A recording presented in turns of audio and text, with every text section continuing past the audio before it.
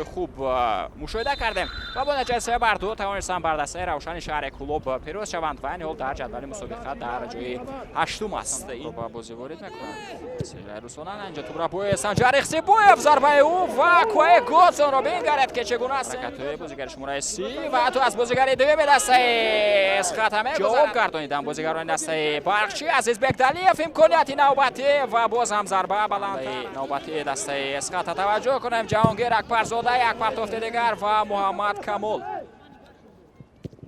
ضربه به سمت دروازه و باز هم کوه گل امکانیتی نوبتی برای بازیگران دسته برقچی. حرکت‌های خمرالدین غفورزاده پرتافتی بالان به داخل جریمه گو و اینجا مهران داخل جریمه گو برطرف میشود. ضربه اسلام زهیرов پرتافتی بلند به داخل جریمه گو حرکت‌های عزیز بگدلیف و چگونه امکانیت اینجا ادامه حمله دسته اسخات پرتاف به داخل جریمه گو امکانیت برای بانکداران پیدا میشود. ضربه و گل توسط سنجر اخسی بویف ادامه یافت. پرتافتی او به داخل جریمه گو بود فرصت خیلی خوبی دیگر برای بازیگران دسته برقچی. پرتاف به داخل جریمه گو ضربه با سر و عزت الله ترسونوف اینجا سه امکانیت نوبتی برای بازیگران دسته اسخات و ظریف زاده پرتافتی او به داخل جریمه گو امکانیت برای بازیگران دسته برقچی و گل مورد تفتیش قرار خواهند داد.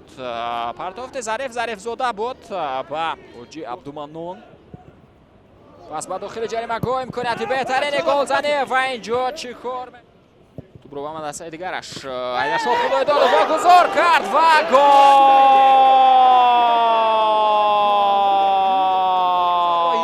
دو کند از ضربه جریمه تو به بازی وارد کرده شد چقلف